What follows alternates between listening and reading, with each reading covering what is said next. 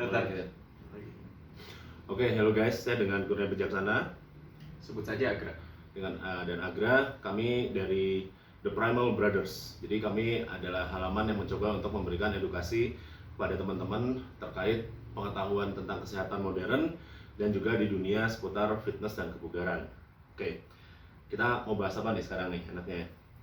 BTW kan pernah dulu diabetes tuh.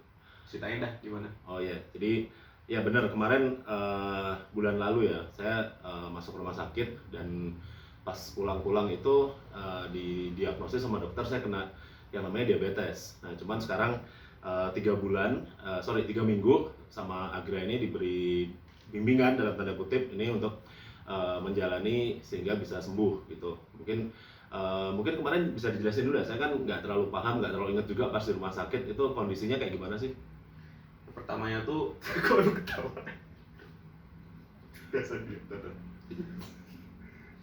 Ya pertamanya tuh emang waktu itu beberapa lama dia tuh sempat tiba-tiba ngedrop ya, sakit, berat badan tiba-tiba turun 7 kilo seminggu. Kan parah deh 7 kilo seminggu. Seneng lah bisa jadi iklan obat diet sih. Seneng lah obat diet. Tapi kondisinya sakit bos, ini beda cerita. Nah gitu. Nah waktu itu puncaknya itu tengah malam hari Jumat, saya lupa tanggal berapa. Nah itu tiba-tiba muntah ya tengah malam ya, panik dong sekeluarga. Iya. Udahlah bawa ini kayaknya biar ada asupan nih, kita bawa aja ke rumah sakit biar ada infus, ada asupan. Berangkatlah ke rumah sakit paginya, karena kan tengah malam tuh. Akhirnya paginya dokter datang cek gula darah. Oh darahnya 480-an tuh pertama-tama masuk rumah sakit. 400 atau 500 ya? Ya segitulah ya. 480-an Ya, anggap aja gitu. 500 kurang lebih. Padahal orang normal aja harusnya kurang lebih 120-an Ya. miligram per desiliter. Itu saya nggak nyadar tuh, itu masih nggak ngeh itu separah apa sih gitu. Jadi ternyata tiba-tiba saya gula darahnya 500, padahal saya termasuk orang yang aktif ya, maksudnya sering nge-gym, terus juga saya suka main-main walaupun iseng-iseng ya, main bela diri kayak boxing, muay thai, taekwondo gitu, saya masih main-main walaupun hanya sekedar iseng-iseng dan bukan tanding profesional gitu. Kok bisa dan tiba-tiba kayak gitu. Terus udah gitu kalau nggak salah saya habis dokter datang pagi itu saya nggak inget aja tiba-tiba hari Jumat pas saya udah bangun kok udah hari Selasa gitu. Itu kondisinya gimana sih? Jadi pas gulanya 480-an itu kan gejalanya haus tuh. Orang gula darah tinggi itu kan biasanya haus. Ya. Nah, luar biasanya itu dia nggak mau minum air putih, masih maunya yang manis-manis. Pesen jus lah dia, jus yang ada manisnya, smoothies. Nah, habis minum smoothies sekitar 3,5 gelas itu gulanya naik 667.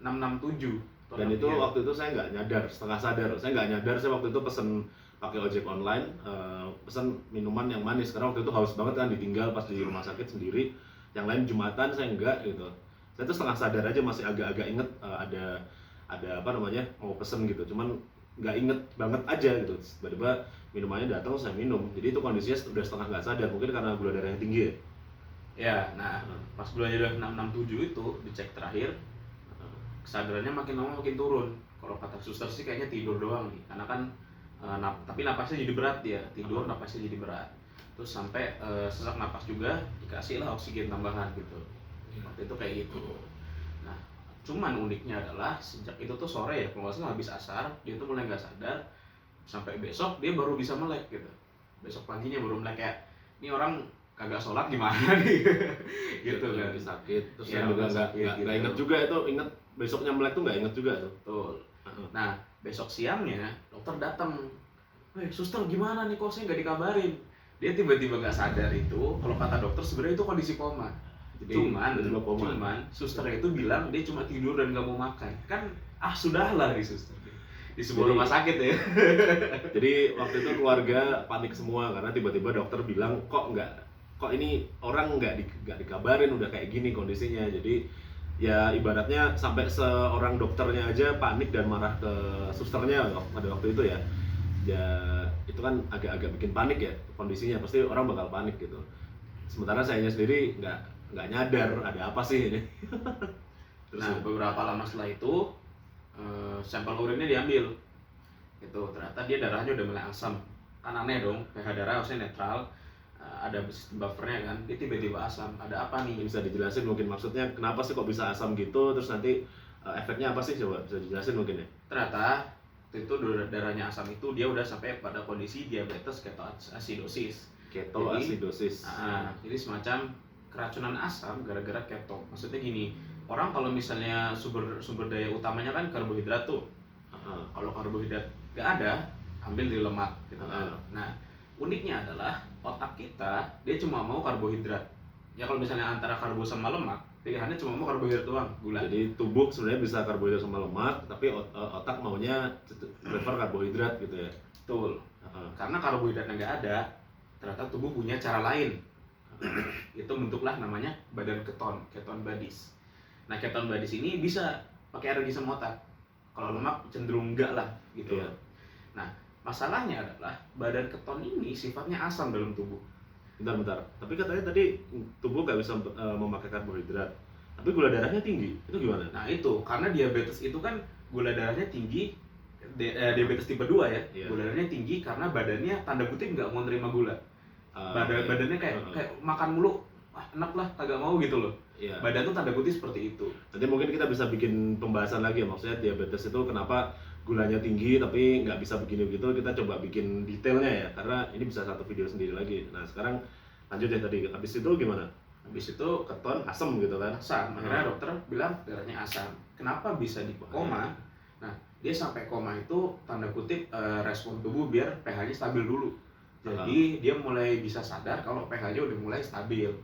Itu dokter yang bilang. Nah, jadi pada intinya saya masuk rumah sakit waktu itu nggak ada tanda-tanda yang berarti ya, cuman seminggu sebelumnya berat badan saya turun 7 kilo dalam waktu seminggu gitu. Terus nggak ada apa-apa, tiba-tiba saya muntah, pas dicek masuk rumah sakit gula darahnya sekitar 500-an, dan ternyata saya langsung mengalami ketoasidosis. Sebenarnya ketoasidosis ini ya sebenarnya nggak kondisi yang sebenarnya kalau penanganannya tepat waktu itu tingkat kesembuhannya tinggi atau hampir pasti sembuh lah gitu. Tapi begitu telat dikit itu fatalitasnya cukup tinggi. Jadi alhamdulillah juga kemarin dokternya nggak telat penanganannya. Jadi sebenarnya batas antara saya selamat dan nggak selamat waktu itu ya itu tipis ya. Mungkin alhamdulillah dokternya masih ngasih apa namanya penanganan ya, tindakan yang tepat waktu, masih tepat waktu.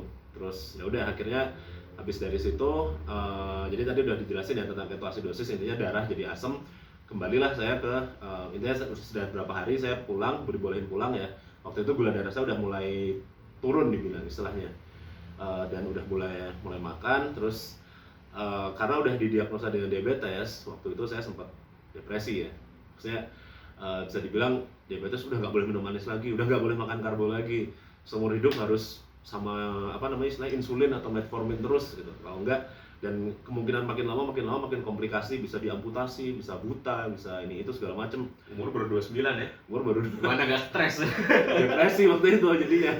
Terus tapi sebenarnya ya namanya manusia harus optimis ya, apalagi masih muda ya. Saya sempat nyoba, sebenarnya disaranin juga sama dia, kita coba kejar untuk remisi. Jadi sebenarnya diabetes mellitus tipe 2 ya. Diabetes itu kan ada banyak tipe, ada diabetes insipidus, terus ada diabetes mellitus. Nah, itu sendiri ada tipe 1, tipe 2 sama yang buat wanita hamil, namanya apa tuh lupa? Gestasional. Nah, terus intinya diabetes mellitus tipe 2 itu ternyata dalam tanda kutip bisa sembuh, tapi ada tapinya. Itu gimana sih coba tapinya? Sebenarnya gini kan, kayak tadi ibarat kata saya kasih perumpamaannya gini. Diabetes itu kan kayak ibarat kata tubuh kenyang gitu. Dia nggak udah muak lah dikasih apa-apa lagi. Nah, tanda kutip menyembuhin itu dengan cara bikin tubuhnya lapar lagi, gitu loh. Nah, gimana caranya? Artinya untuk mencapai kondisi si tubuh mau menerima gula lagi, perlu pertama hormon insulinnya dong. Iya. Yang mau biar gulanya masuk ke dalam selnya. Insulin itu gunanya buat masukin gula yang tadinya di darah ke dalam sel sebagai makanan ya. Betul. Nah, itulah yang jadi penanganan dokter-dokter, obatnya insulin, suntik insulin atau obat. Kita juga bisa dengan cara pola hidup. Gimana tuh? Kalau misalnya tubuh biar caranya lapar, kita perlu aktif dong. Kita perlu olahraga. Itu olahraga. Cara lainnya. Jadi kemarin cuman katanya diabetes itu nggak bisa sembuh, tapi kok ada yang bilang bisa reverse atau apa tuh, itu gimana tuh penjelasannya? Belum tahu sebenarnya. Belum tahu. Enggak, yang kemarin katanya remisi atau apa tuh bisa jelasin nggak itu gimana? Sebenarnya remisi itu kan secara bahasa artinya gejala hilang sementara. Cuman kan dokter belum, para ahlinya juga belum tahu ya ini jangka panjangnya gimana, masih baru. Jadi Jadi sementara itu diteliti ternyata gula darahnya masuk pada fase normal. Cuma kedepannya nggak tahu nih kalau misalnya dia tiba-tiba makannya tanda kutip ngaco lagi, tiba-tiba naik lagi kan nggak tahu. Gitu. Jadi sebenarnya ya diabetes tipe 2 itu contrary to popular belief ya, kalau kata orang yang populer, sebenarnya bisa dalam tanda kutip sembuh. Ini dikasih tanda kutip, istilahnya bukan cured ya, tapi remission atau reverse. Kenapa istilahnya remission itu?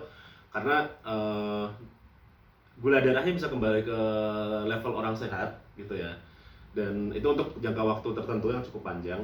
Tapi masalahnya istilah remisi ini kalau nggak salah cukup baru deh, jadi belum ada studi yang berkepanjangan untuk orang yang habis remisi terus dia kayak gimana, sembuh total atau enggak, dan belum selalu ada risiko untuk diabetesnya balik lagi. Jadi istilahnya remisi bukan sembuh gitu. Jadi kemarin Agra ini ngasih bisa nggak biar kita arah untuk remisi gitu. Tadi yang udah dijelasin cara remisi gimana, ya jaga biar gula darahnya turun terus. Jadi ceritanya dulu gula darah saya yang sempat 667, kalau nggak salah keluar rumah sakit masih 280-an. Gimana caranya biar kembali ke zona normal? Berapa tuh zona normal tuh? Kalau orang-orang puasa kurang lebih 12 jam puasa, 12 jam nggak makan maksudnya ya, Iya. nggak ada makan, nggak ada minum manis, itu kurang lebih 70 sampai 120 mg per desiliter. Jadi di atas itu dianggap diabetes atau pre-diabetes ya? Ya, kalau 100 sampai 110 sampai 120 tuh pre-diabetes. Di atas 120 dalam jangka puasa itu bisa dibilang diabetes. Iya. Itu puasa. Kedua, ada yang setelah makan, kurang lebih 2 jam setelah makan. Itu biasanya range-nya pokoknya normal maksimal 140. Itu kan harus 2 jam, kenapa sih nggak setengah jam, nggak sejam, nggak? Kan perlu diproses, dicerna. Oh, jadi kan udah dicerna di lambung, ke usus, disebarin ke aliran darah tuh kan. Kalau misalnya respon insulinnya bagus, kurang lebih dalam waktu 2 jam itu gula darahnya udah balik normal lagi. Itu orang normal. Orang diabetes masuk dari usus ke aliran darah nggak bisa diurai ya, itu diabetes. Dari darahnya nggak masuk ke dalam sel kan. Itu. Oke, jadi itu diabetes. Nah, saya mencoba akhirnya kan saya mencoba untuk mencapai remisi itu ya, dan sebenarnya akhirnya diberilah program latihan sebenarnya dan rekomendasi pola makan. Mungkin bisa jelasin ya pola latihannya itu kayak gimana sih, sama apa yang mendasari kemarin ngasih saya disuruh ini suruh itu tuh apa gitu, suruh ini segini kali, sama makannya harus gini, itu yang mendasari apa sih, gimana efeknya terhadap diabetes gitu. Oke. Jelasin. Jadi gini, gula makanan lah, kan karbohidrat dalam tubuh pecah jadi gula nih. Iya. Nah, dia biar bisa ke darah tuh kan. Nah, gula darah tuh disimpan di mana? Gitu kan. Pertama ada di hati. Ini penyimpanan paling pertama. Jadi pertama harus ke liver dulu. Iya. Itu. Kalau liver udah penuh, nanti disimpan ke otot rangka, otot dalam badan. Otot ya. Itu pun tempat penyimpanan gula. Iya. Kalau misalnya udah nggak bisa di otot, baru simpan ke lemak, makanya gemuk. Itu kalau kelebihan. Makanya orang makan manis-manis gemuk, karena udah diisi di hati, hatinya penuh, isi di otot, ototnya penuh, baru ditumpuk di lemak ya. Kalau berlebihan, ya kan di hati, kalau hati nggak cukup ke otot nggak cukup, baru ke lemak. Kalau masih cukup, santai aja kan gitu. Iya. Nah, kalau misalnya kita bisa ngegedein kapasitas penyimpanan gulanya, kenapa nggak kita lakuin? Okay. Itulah kenapa kita latihannya saya kasih fokus ke pembesaran otot dulu. Jadi hati nggak bisa digedein, otot bisa. Iya, hati digedein kanker pak. Ya. Beda lagi cerita. Ya, jadi hati nggak bisa digedein, otot bisa, sehingga kita cari gimana caranya saat gula itu ada dalam darah, dia nggak stay di dalam darah tapi masuk. Nah, masuknya ke otot, gitu kan? Iya. Oke, udah gitu jadi latihannya adalah latihan untuk memperbesar otot. Betul. Itu programnya kayak gimana sih? Bedanya latihan membesar otot sama latihan yang latihan ada apa aja sih? Sebenarnya kalau secara umum latihan kan ada 2 nih. Kita ambil dari sumber energinya, ada aerobik sama anaerobik. Iya. Aerobik itu yang cenderung lebih memakai oksigen. Biasanya Senam, panjang, senam, lari, jogging yang cenderung bisa lebih lama lah, kan maraton tuh bisa lama. Kedua anaerobik ini yang cenderung cepat gitu. Dan dia biasanya bisa diidentikan dengan angkat beban, olahraga yang ngos-ngosannya keras banget, itu anaerobik. Iya. Gitu. Nah, kalau latihan beban, kita masuk ke anaerobik nih. Dia lebih banyak pakai gula. Maksudnya gini, aerobik pun pakai gula gitu ya. Lari dan lain-lain. Cuman untuk latihan beban dia lebih banyak pakai gula dibandingkan kayak lemak, kreatin fosfat dan lainnya. Jadi makanya kemarin selama 3 minggu saya dilatih ya biar ototnya lebih gede katanya gitu. Betul. Tahu deh sekarang udah gede atau enggak nih? relatif lah gede ya. Ya dibandingin sebelum latihan sekarang udah gede atau enggak? Dibandingin di rumah sakit gede sih. Oke. Jadi saya udah dilatih, terus sebenarnya ada lagi ya dari beberapa paper yang kita baca ya. Salah satu cara untuk mengontrol diabetes selalu ada beberapa paper yang ya kalau masalah metode penelitian dan segala macam anekdotal korelasi kausalitas biasanya kalau orang-orang yang orang-orang yang penelitian kan ada kayak gitu ya. Saya sebagai orang awam tahu aja dari beberapa paper ada yang bilang bahwa ada suatu latihan yang bisa bikin orang itu remisi diabetes. Itu latihan namanya high intensity interval training. Jadi sebenarnya itu latihan yang bikin kita ngos-ngosan cepet terus berkali-kali. Jadi kalau misalkan orang kan lari berapa 2 kilo, 3 kilo, 4 kilo gitu, ada yang 10 kilo lari jogging kan. Nah HIIT itu 100 meter terus kita diem gitu, sprint lagi, diem bentar. Jadi itu juga bisa menambah gitu. Jadi akhirnya kemarin saya dikasih program pembesaran otot, terus saya juga melakukan yang namanya HIIT. HIIT-nya dalam bentuk saya melakukan olahraga tinju ya, nonjok-nonjokin samsak. Jadi dan kemarin kita latihan berapa? 5 atau 6 kali ya seminggu ya? Kurang lebih. Makanya kan tadi saya bilang anaerobik itu kecenderungannya pakai gula. Salah satunya HIIT ini, nggak harus dengan latihan beban. Iya, jadi saya langsung double ya. Jadi dikasih cara untuk mengontrol gula darah saya secara super cepat. Saya dobelin gitu. Kemarin dia sempat bilang ada resiko overtraining ya. Mending overtraining daripada diabetes. Ya overtraining juga dipertimbangkan ya. Gara-gara overtraining kita makan agak kontrol ya. Susah mikir, pengennya yang manis-manis lagi, jus lagi ya. Iya. Dari itu sama rekomendasi diet makan juga ya kemarin. Jadi saya makan sama sekarang udah 3 atau 4 minggu ya. Anggap aja 4 minggu. Saya masuk rumah sakit tanggal 7 Juli ya. Sekarang 15, oke udah 4 minggu lah ya, 4 minggu sebulan ya. Sekarang 15 Agustus saya keluar rumah sakit 15 Juli saya ingat. Jadi udah sebulan saya makan itu sangat dikontrol. Jadi untuk orang yang diabetes ini mungkin bisa jadi beberapa myth buster ya, karena banyak yang bilang diabetes itu minum yang pahit-pahit aja nanti turun. Nggak gitu juga. Diabetes itu nggak boleh makan nasi sama sekali. Saya masih makan nasi, tapi yang harus diimbangin adalah protein sama seratnya juga. Nasinya mungkin porsinya dijaga. Nah itu serat itu kenapa sih kok kayaknya kemarin harus serat itu kenapa tuh? Karena serat itu kan tipe karbohidrat yang nggak gampang naikin gula darah. Kalau gula darahnya nggak terlalu tinggi kan bisa pelan-pelan dimasukin dalam sel. Itu lebih santai. Dan dia nggak bikin kadang-kadang gula darah naik kan tiba-tiba pusing, ada gejala-gejala lainnya gitu loh. Jadi kita jadi biar santai. Karena serat itu banyak karena dia secara kalori dia banyak gitu ya, tapi secara gula darah dia masuknya pelan-pelan jadi nggak bikin dikit sih serat sebetulnya. Maksudnya kalau misalnya kita makan kalori yang jumlah yang sama dengan antara serat dan kalori yang dari dari gula yang simple ya, itu akhirnya nggak terlalu bikin stres si tubuh dalam memaksa gula masuk ke dalam sel.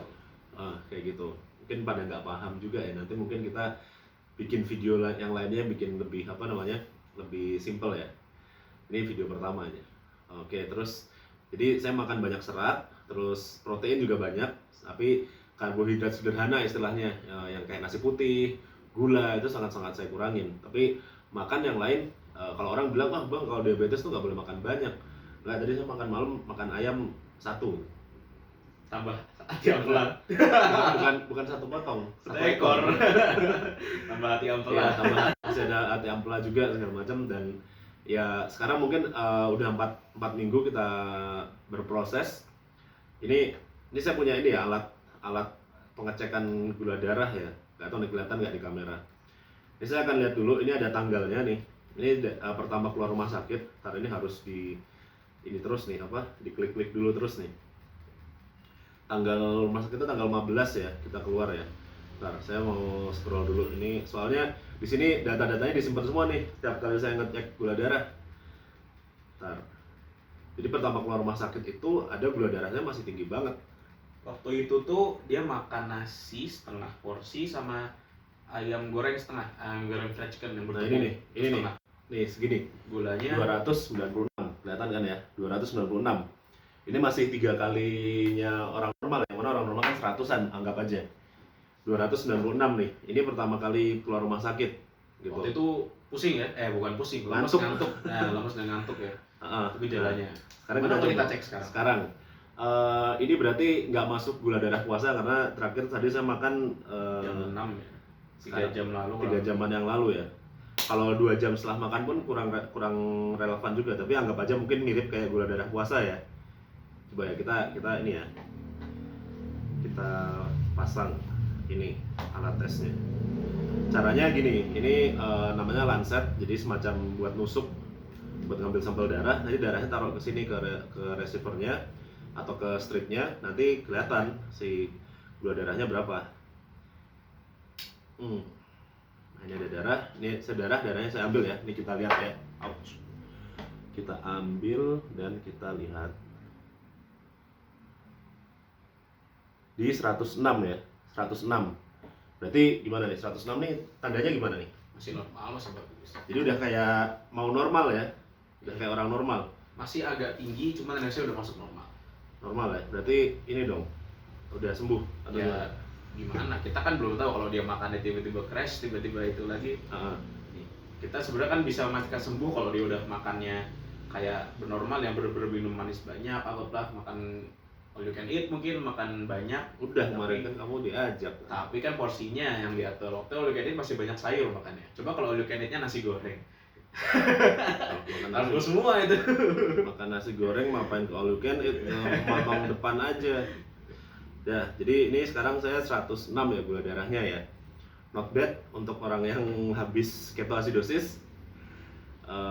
Sangat bagus itu. Sebenarnya sangat bagus karena katanya udah sampai range yang normal. Jadi tapi sebenarnya gula darah ini kan kurang ini ya, kurang apa namanya? Ada yang bilang kurang akurat. Yang lebih akurat tuh gula darah jangka panjang. Itu namanya apa sih? HbA1c ya kalau nggak salah ya. HbA1c. Iya, HbA1c itu ini apa namanya? Kita ngitung berapa banyak hemoglobin ya. Hemoglobin itu protein yang di dalam darah yang terikat sama gula. Itu soalnya begitu udah terikat, nggak mudah kayak gula darah asal bisa apa namanya, bisa diperiksa diuraikan sama insulin. Tapi ini kayak menghitung dalam tanda kutip gula darah kita selama mungkin 3 atau 4 bulan ke belakang itu separah apa gula darahnya. Jadi HbA1c ini adalah pertanda final ya. Nanti saya akan cek, kebetulan udah janjian sama laboratoriumnya. Hari Kamis saya akan cek HbA1c saya gitu. Sekarang hari apa? Sekarang hari Senin malam ya. 3 hari lagi ya. 3 hari lagi kita sudah jatuh. Yaudah nanti kita akan coba ya HbA1c saya gimana, apakah udah normal. Jadi ada kriterianya untuk yang diabetes sembuh remisi itu. Jadi kalau nggak salah gula darahnya rata-rata stay normal ya, yang mungkin yang puasa sama yang 2 jam habis makan di range yang normal, atau di yang tadi ya antara 70 sampai 120, sama kalau habis makan di bawah 140 itu, sama HbA1c-nya di bawah 5,4 atau 5,7 angkanya saya lupa, tapi itu selama minimal 3 bulan, 3 atau 6 bulan lupa. Pokoknya berapa bulan berturut-turut kalau itu sudah normal, kita dianggap remisi, dan itu remisi jangka panjang. Jadi dari situ biasanya kalau udah kayak gitu dokter akan bilang, yaudah nanti diceknya tiap berapa bulan sekali aja, atau cek gula darah tiap berapa hari sekali aja, kayak gitu. Teman tetap aja kita harus jaga pola makan ya, baik itu kena diabetes atau enggak. Pola makan sama olahraga, dan olahraga ini sebenarnya penting. Jadi nanti stay tune di channel ini, di halaman ini akan banyak video-video mengenai olahraga dan gaya hidup sehat ya. Mungkin bisa dijelasin nggak nanti kira-kira kita mau ngasih materi tentang apa aja ya kira-kira ya? Pasti ada mitos-mitos tentang kesehatan juga. Oh iya, mitos. Panduan sedikit lah tentang olahraga bagaimana. Edukasi secara umum sih tentang fitness dan kesehatan. Apalagi mitos-mitos yang biasa di grup WhatsApp itu ya, jangan minum air putih sambil berdiri ya, atau apa gitu, katanya minum air es bisa bikin gemuk ya, segala macam. Intinya mitos Jangan minum air minum sambil tidur. Nah, udah. Tidur aja, jangan minum. Oke, yaudah, terima kasih telah menonton, kita ketemu lagi di video berikutnya.